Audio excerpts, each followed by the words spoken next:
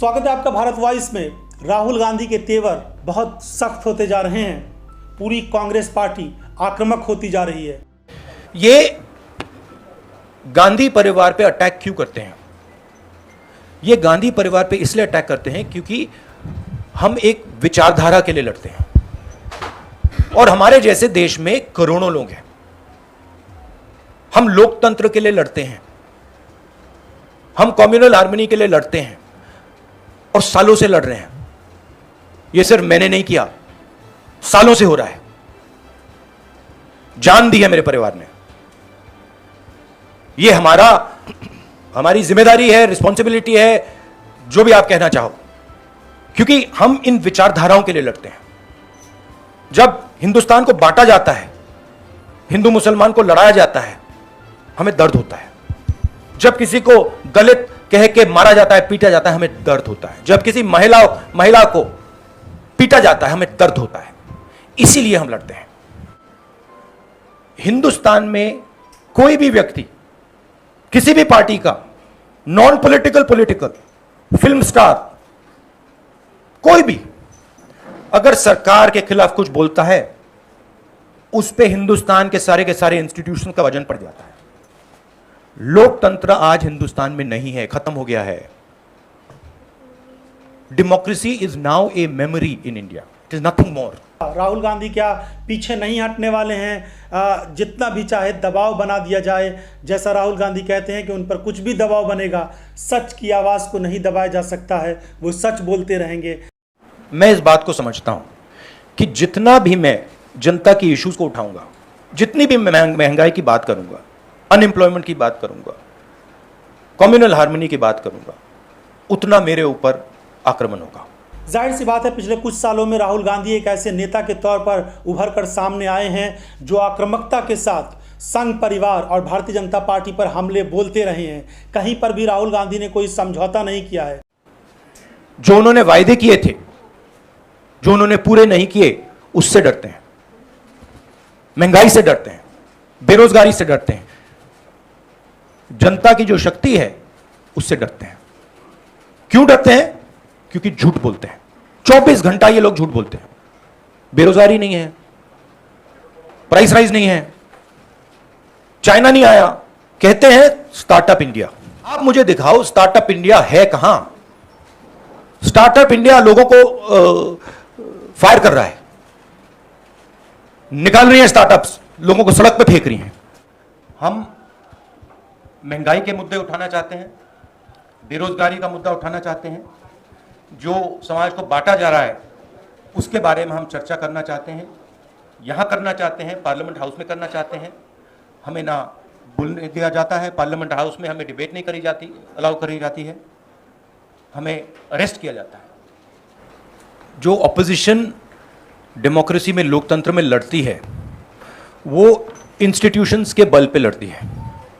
मतलब जो देश का लीगल स्ट्रक्चर होता है, जुडिशियल स्ट्रक्चर होता है, जो देश का इलेक्टोरल स्ट्रक्चर होता है, जो देश की मीडिया होती है, उसके बल पर ऑपोजिशन खड़ी होती है। वो सब जो इंस्टीट्यूशंस हैं, वो सब के सब सरकार को पूरा सपोर्ट दे रहे हैं। क्यों? क्योंकि सरकार ने अपने लोग इंस्टीट्यूशंस के अंदर बैठा रखे हैं। हिटलर चुनाव कैसे जीतता था? हिटलर चुनाव ऐसे जीतता था कि जर्मनी के पूरे इंस्टीट्यूशंस उसके हाथ में थे। उसके पास एसए थी, पैरामिलिट्री फोर्स थी, उसके पास पूरा का पूरा ढांचा था। भारतीय जनता पार्टी ने पिछले 8 सालों में इस देश को क्या दिया है, वो देश की जनता के सामने है। बड़ी बात यह है कि महंगाई, कमर तोड़ महंगाई है, लेकिन भाजपा के नेता इस बात को मानने को तैयार ही नहीं है। केंद्रीय मंत्री तक इस बात को मानने को तैयार नहीं है कि इस देश में महंगाई है। तो फिर आखिर इस महंगाई से आम जनता को निजात कैसे मिलेगी? सबसे ज्यादा अनएम्प्लॉयमेंट हिंदुस्तान में, महंगाई बढ़ती जा रही है, गैस सिलेंडर की प्राइसेस बढ़ती जा रही हैं। पता नहीं, शायद मतलब फाइनेंस मिनिस्टर को मतलब ये आंकड़े दिख ही नहीं रहे हैं, या उनको बताया गया है कि बस बोलते जाइए, बट ये रियलिटी नहीं है। आप किसी भी कस्बे में चले जाइए, किसी भी गांव में चले जाइए, किसी भी शहर में चले जाइए, पूछिए महंगाई की क्या हालत है, आपको बताएंगे कि सबसे ज्यादा आज महंगाई है। राहुल गांधी ने एक एक पोल खोली है, ट्वीट के माध्यम से, सोशल मीडिया के माध्यम से, मीडिया के माध्यम से, और सामने आकर प्रेस कॉन्फ्रेंस हो या फिर पब्लिक मीटिंग्स हो, हर जगह राहुल गांधी ने बताया है कि असलियत क्या है, सच्चाई क्या है और प्रधानमंत्री नरेंद्र मोदी के इस दौर में इस देश को कितना बड़ा नुकसान हो रहा है। हिंदुस्तान का आज हर इंस्टीट्यूशन इंडिपेंडेंट नहीं है।